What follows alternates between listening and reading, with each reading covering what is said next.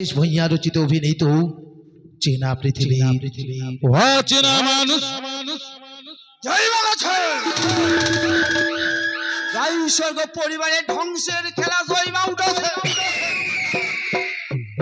আমি প্রমাণ কইরা তো বুঝে লগ্নবর্ষ মাইয়ারে বিয়া কইরা ঘরে আনি নেই সংসারে অমঙ্গল হইবে। আর তাই তো কারখানা থেকে 10 লক্ষ টাকার মেশিনটার আমি হাফিজ করা দিছি।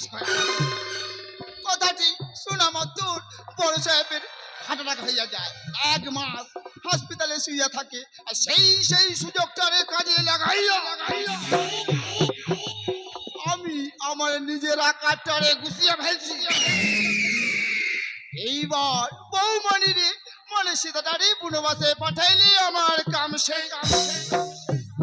আর কোন মানা কেন পর তো নই, আমি হইলাম গিয়া কর্তা বাবুর আপন, মাস্টার ভাইয়ের আপন, বোনের আপন, ননদের আপন পোলা। ছোটবেলা থেকে এই বাড়ি নুন আমি খাইতাম, নুন না হারামি হইতে পারুম না। বিভীষণ কাকা, বিভীষণ কাকা, তুমি এখানে? আর আমি তোমাকে সারা বাড়ি খুঁজে বেড়াচ্ছি। যাও ছোট বাবুর জন্য খাবারটা নিয়ে এসে। যাইতাছি বৌমণি, যাইতাছি। আজ আমি ভীষণ খুশি। কারণ যে বোন আমাকে বিয়ে করতে না বলেছিল সেই বোন আমাকে নিজেই নিতে আসছে। আমি প্রমাণ করে দিয়েছি একজন পাগল একটা ভালো মানুষের সঙ্গে থাকবে আবার সুস্থ স্বাভাবিক दुनिया के सुखी प्यार से जन्नत से कम नहीं, एक दिल रुबा दिल है जो वो फूलों से कम नहीं।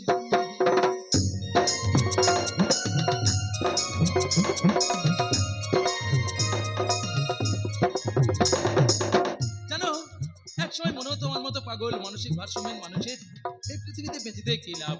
কিন্তু কিন্তু কিন্তু তোমার কাছে বারবার মনে হয় আরো অনেক অনেক বছর ধরে বাঁচতে থাকি।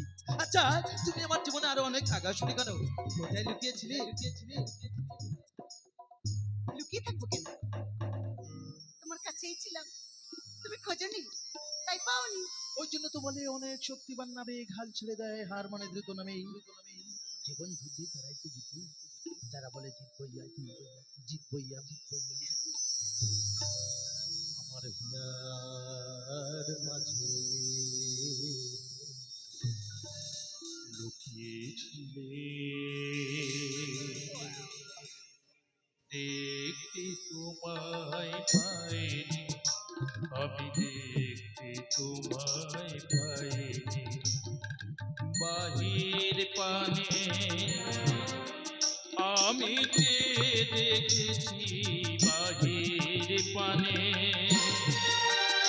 আমার হৃদয় পানে যাইনি আমার ইয়ার মাঝে লুকিয়েছিলে দেখতে তোমায় পাইনি, আমি দেখতে তোমায় পাইনি।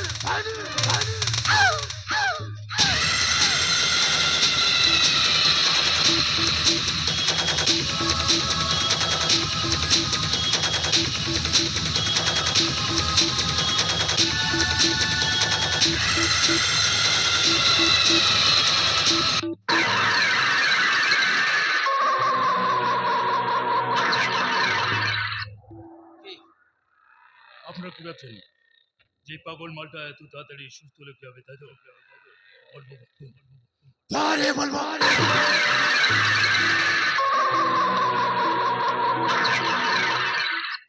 আবার অনেকেই ভাবছেন যে এই পাগল মালটা এত তাড়াতাড়ি এত খারাপ হলে কি হবে। বলবো আরে বলবো আরে বলবো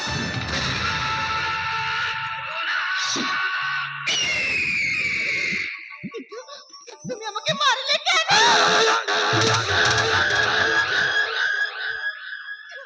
এই প্রশ্নটা তুমি করবে কেন? এই প্রশ্ন তো করবে দর্শক। আর আমি বলবো আরে বলবো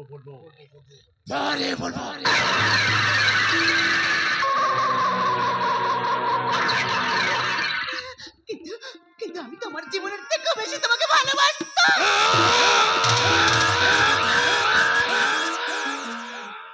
আমার কেউ কোনোদিনও ভালোবাসেনি, কারণ আমি রাম নই, রাবণ। আমার মা ছিল প্রতিমা বাই। দশরথ রায় সর্বজ্ঞর সঙ্গে বৈধ সম্পর্ক জড়িয়ে পড়ায় জন্ম হয়েছিল আমার। কিন্তু দশরথ রায় সর্বজ্ঞ সেই সম্পর্ক অস্বীকার করায় আমার মা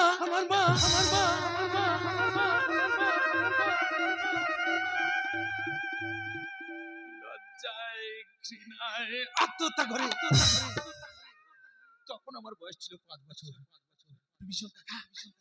বিভীষণ কাকা আমাকে রেখে আসে এক অনাথ আশ্রমে। আর যেদিন দেখলো এই বাড়ির ছোট ছেলে রামের সঙ্গে আমার চেহারা হুবহু মিল, তখন গাড়ির ব্রেক ফেল করিয়ে রাম এবং রামের মাকে মারতে যায়। রামের মা মারা গেলেও রাম বেঁচে যায়, তবে স্মৃতিশক্তিটা হারিয়ে ফেলে। আর বিয়ের দিন আমি বলরামকে মেরে লাশটা নদীতে ফেলে দিই, যাতে রামের সঙ্গে তোমার বিয়েটা হয়। আর বিয়ের পর আমি রাম সেজে তোমার সাথে সারা জীবন থাকতে পারি।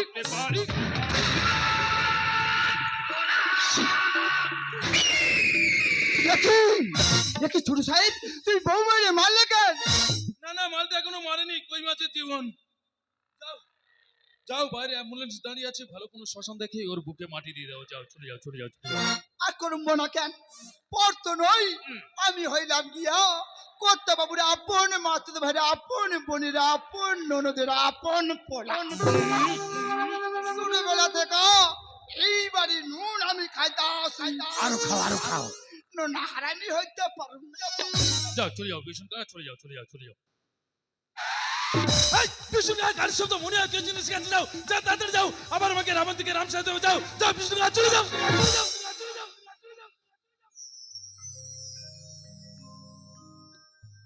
আমার হিয়ার মাঝে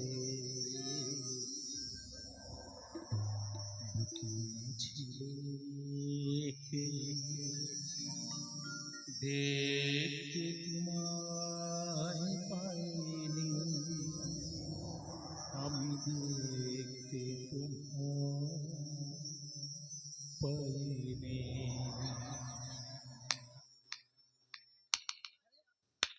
চমৎকার গাইলেন জামাই বাবু। আচ্ছা জামাই বাবু, গানটা বুঝি দিদি তো ভালো। তোমার দিদি শেখালো, জানো। সেদিন তোমার দিদি যদি আমায় বিয়ে না করতো, আজ হয়তো আমি মরেই যেতাম। এ বাচ্চি, এভাবে বলো না।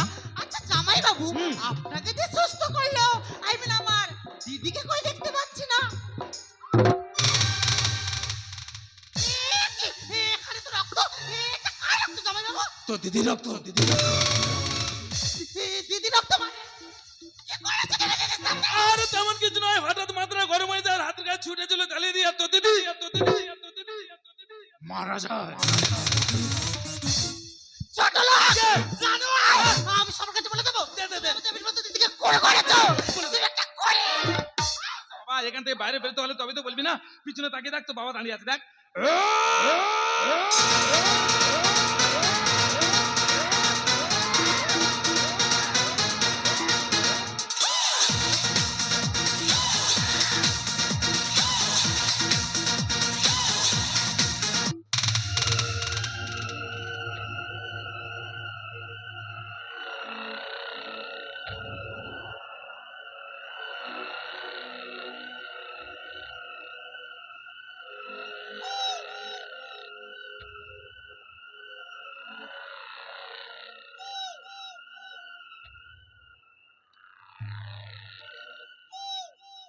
মালটা খেয়ে খেয়ে এত ভারী হয়েছে না, কি আর বলবো। আচ্ছা, প্রথমে দেখে আমার কি মনে হয়েছিল আমি খুব ভালো মানুষ, খুব ভালো মানুষ, তাই না? কোনোদিনও না, একদম না। আচ্ছা, ভালো মানুষ হয়ে কি লাভ? ভালো মানুষ হয়ে কি লাভ? আজ থেকে ভালো মানুষ হয়ে যাবো, কাল থেকে খেতে পাবো না। ভালো মানুষ হয়ে কি লাভ? কত ভালো মানুষ একসাথে করোনার সময় মারা গেল, কত ভালো মানুষের লাশ গঙ্গার জলে ভাসিয়ে দেওয়া হলো। আমি ভালো হয়ে কি করবো? আমি যদি হই গুরু, করোনা বিরাট মহাগুরু। কারণ করোনাই আমার শিখেছে কিভাবে নোটের বান্ডেলকে স্যানিটাইজ করে পকেটে ঢোকাতে হয়। এখানেই প্রগতি শুরু। করোনা বিরাট মহাগুরু। টাকার কোনো জাত হয় না, টাকার কোনো ধর্ম হয় না। মানুষের জাত হয়, মানুষের ধর্ম হয়। এ বলে আল্লাহ, ও বলে রাম। আরে এরা নিজেরাই জানে না আল্লাহ আর রাম মিলে হয়। তবু দেখো প্রতি বছর সাম্প্রদায়িক হানানিতে কত ভালো মানুষ মারা যায়। আমি ভালো হয়ে কি করবো? কত ভালো মানুষ একসাথে বেঁধেছিল ঘর, সবকিছু উড়িয়ে নিয়ে গেল বাবা, আমফান ঝড়। তা আমি ভালো হয়ে কি করবো? আমি ভালো মানুষ হতে চাই না, আমি চাই শুধু টাকা টাকা, মুঠো মুঠো টাকা। টাকার নিচে চাপা থাকবে ভালো মানুষের লাশ। আর তার উপর বানাবো আমি আমার ক্ষমতার প্রাসাদ। এক মিনিট, এক মিনিট, এক মিনিট, এক মিনিট, এক মিনিট, এক মিনিট, এক মিনিট, এক মিনিট, এক মিনিট। উর্মিলা, উর্মিলা, উর্মিলা, উর্মিলা, কতদূর পৌঁছেছিস মা?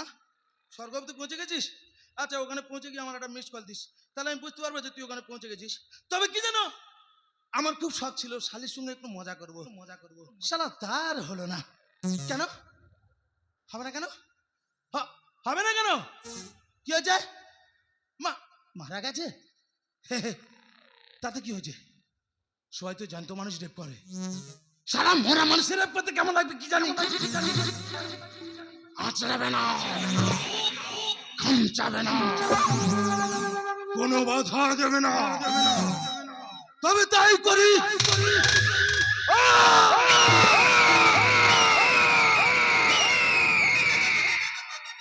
কি হয়েছে? খারাপ লাগছে? খারাপ লাগছে? মঞ্চ থেকেই চোখটা পিছনে করে দেখুন, মঞ্চ থেকে চোখটা পিছনে করে দেখুন। দেখবেন আপনার এলাকায়, আপনার শহরে, আপনার নগরে, আপনার পাশের বাড়িতে প্রতি বছর, প্রতি মাস, প্রতিদিন, প্রতি সপ্তাহে, প্রতি মুহূর্তে এই সব ঘটনাই ঘটছে। তখন খারাপ লাগে না? তখন প্রতিবাদের ভাষা থাকে না? তাহলে আজ কেন প্রতিবাদ করবেন? যা দেখাবো চুপচাপ বসে দেখবেন।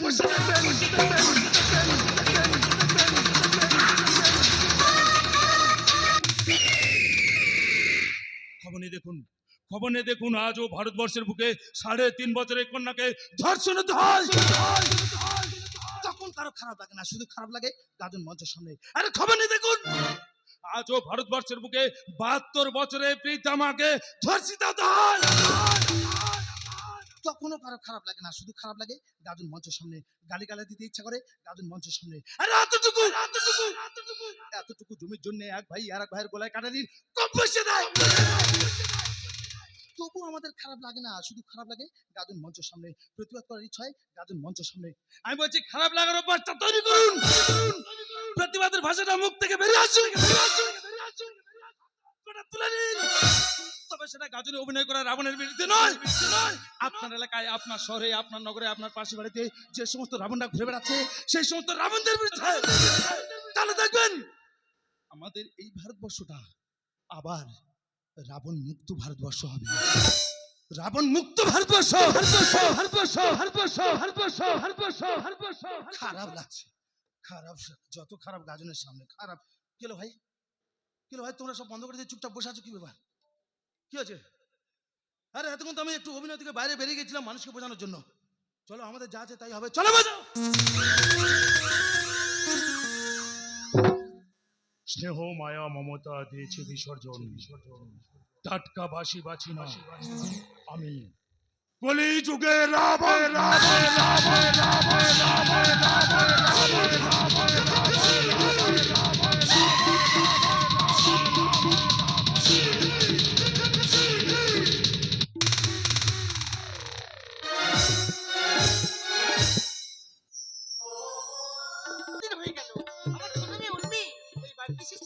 আমার বড় মেয়ে সীতাকে নিয়ে যাওয়ার জন্য, কিন্তু ওদের কোনো খবর না পায় আবার আমাকে এখানে আসতে হলো।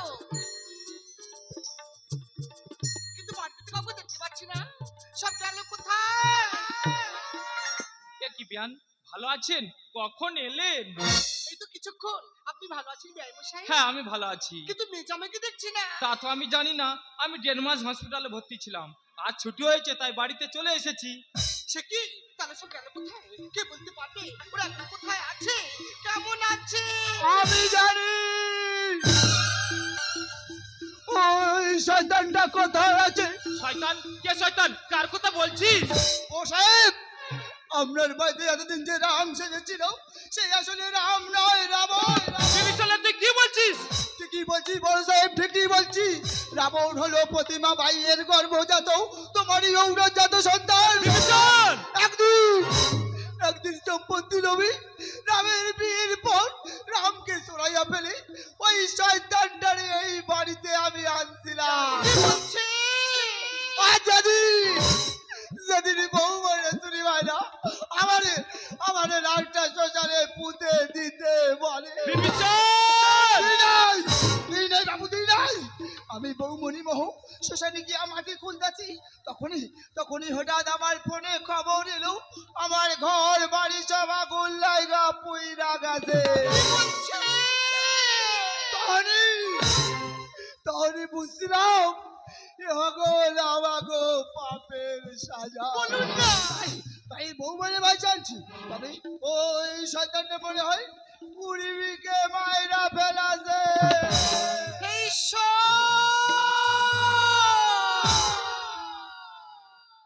তুমি বলে দাও ঈশ্বর, আমার সীতা এখন কোথায় আছে, কেমন আছে?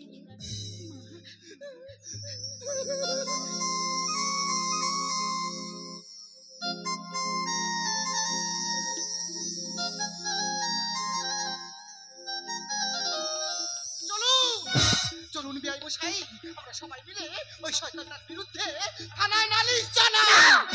ওই শয়তানটা আমার রামকে সরিয়ে আমার সাথে ভালোবাসার অভিনয় করেছে, ও আমার একমাত্র আদরের বোনকে আমার কাছ থেকে কেড়ে নিয়েছে। তাই ওই শয়তানটার উপযুক্ত শাস্তি আমি দিতে হবে। বিভীষণ কাকা!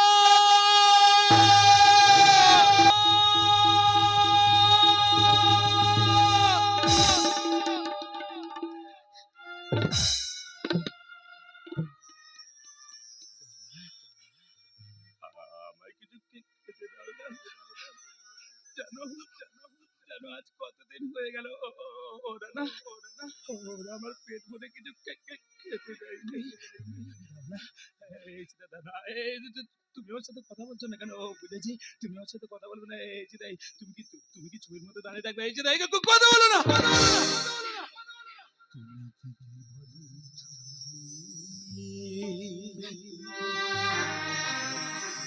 শুধু পটি লেখা ওই যে সুদূর নিহারেখা, যারা পড়ে আছে আকাশের ওই যারা দিন রাত্রি আলো হাতে চলিয়াছে আধারের যাত্রী বহু তারা। তুমি কি তাদের মতো সত্য ছবি? তুমি শুধু ছবি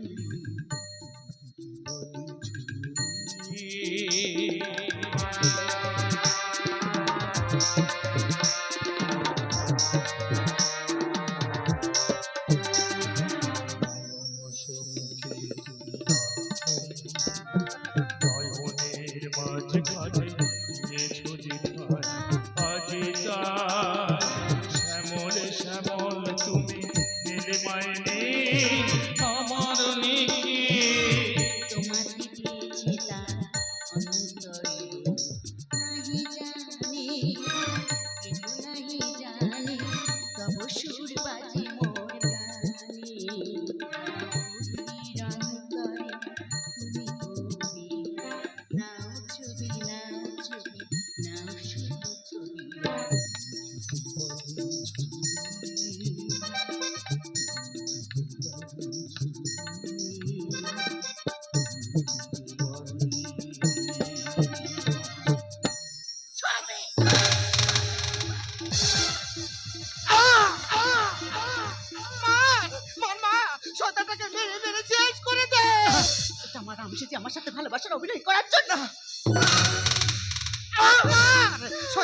মেরে মেরে ক্ষত করে দে। এটা আমার একমাত্র আদরের বোনকে আমার কাছ থেকে কেড়ে নেওয়ার জন্য।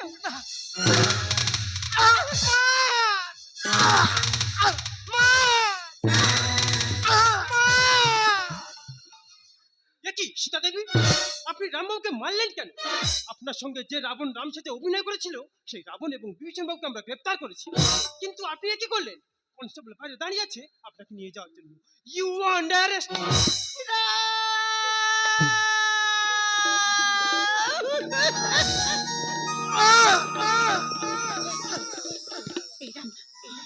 তুমি বিশ্বাস করো, আমি আমি তোকে মারতে চাইনি। আমি তো শুধু এই শয়তানটাকে শেষ করতে চেয়েছিলাম।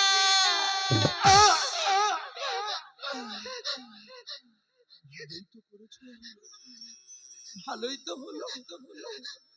এই পৃথিবীতে আমার বলে আর কেউ রইল না। আমি যদি বেঁচে থাকি তোমার বারবার মনে হবে এটা রাম না রাবণ। তোমার বারবার মনে হবে এরকম একটা কুৎসিত চেহারার মানুষ তোমাকে ভালোবেসেছিল। তুমি কোনোদিনও আমায় মন থেকে ভালোবাসতে পারবে না।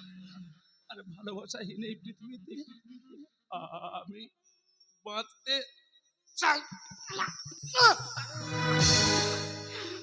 শুধু একদিন ভালোবাসা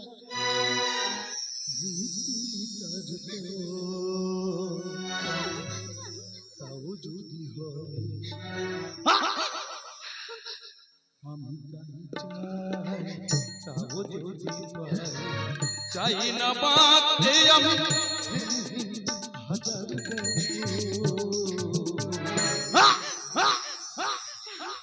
চাই না বাঁচতে আমি হাজার বছর চাই না বাঁচতে আমি হাজার বছর।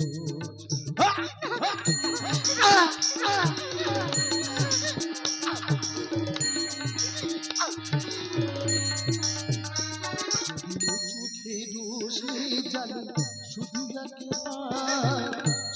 একবার, যদিও চোখে রোশনি জ্বালে শুধু একবার, আমি তাতেই পড়াতে রাজি। যা কিছু আমার আমি চাই না দেখতে ওই প্রাণহীন চোখের পাঁজর। চাই না বাঁচতে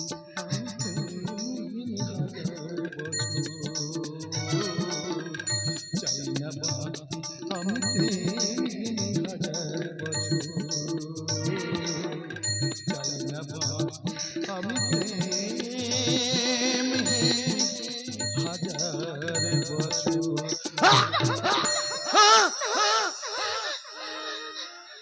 আমি সবাইকে বলে দিলাম আমার মৃত্যুর জন্য কেউ দায়ী নয়। আমি নিজেই নিজেকে শেষ করে ফেলেছি। কারণ ছুটছে মানুষ লোভ লালসা স্বার্থের খেয়ালে হয়েছে ভালোবাসার এই কষাই খানায় চেনা পৃথিবী অচেনা